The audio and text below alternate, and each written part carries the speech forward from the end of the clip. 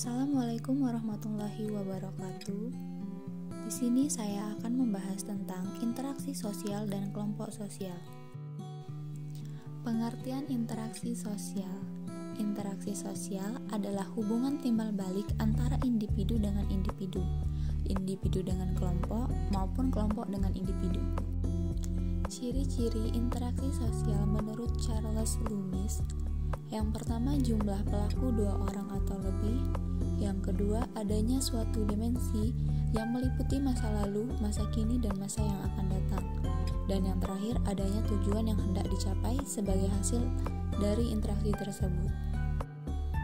Faktor-faktor pendorong interaksi sosial. Yang pertama, imitasi. Apa itu imitasi? Imitasi adalah suatu tindakan meniru orang lain baik dalam sikap maupun tingkah laku. Dan yang kedua adalah sugesti.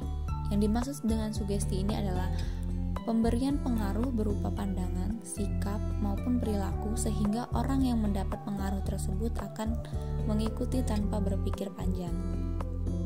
Yang ketiga, identifikasi.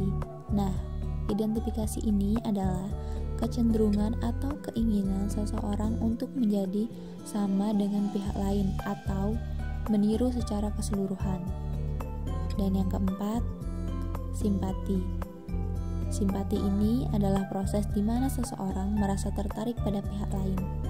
Dalam proses simpati, seseorang turut merasakan apa yang dialami orang lain. Yang terakhir, empati. Simpati mendalam yang mempengaruhi kejiwaan dan fisik seseorang. Nah, contohnya ini adalah pada suku Asmat dan Dani di Papua, ada tradisi potong jari untuk menghormati dan merasakan kepedihan keluarga yang sedang berkabung atau keluarga yang sedang ditinggalkan. Kelompok sosial. Kelompok sosial ini adalah kumpulan individu yang memiliki hubungan dan saling berinteraksi, sehingga mengakibatkan tumbuhnya kebersamaan dan rasa memiliki. Dan ini adalah salah satu contoh gambaran dari kelompok sosial.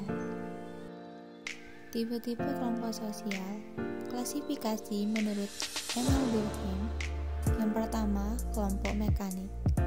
Nah, yang dimaksud dengan kelompok mekanik ini adalah masih belum mengenal pembagian kerja. Yang diutamakan adalah persamaan perilaku dan sikap. Kelompok sosial mekanik diikat oleh kesadaran kolektif yang ada di luar anggota dan bersifat memaksa. Sanksi terhadap pelanggaran, kesadaran bersama. Akan dikenai hukuman bersifat represif atau hukuman pidana. Nah, yang kedua adalah kelompok organik, yaitu sudah mengenal pembagian kerja, bersifat mengikat sehingga unsur masyarakat tersebut bergabung.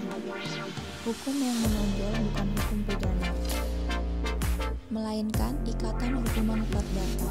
Sanksi terhadap pelanggaran kesepakatan bersama bersifat restriktif. Selanjutnya, klasifikasi Ferdinand Tönnies. Yang pertama adalah Gemeinschaft, merupakan kehidupan bersama yang intim, pribadi, dan eksklusif, serta ketertarikan yang dibawa sejak lahir.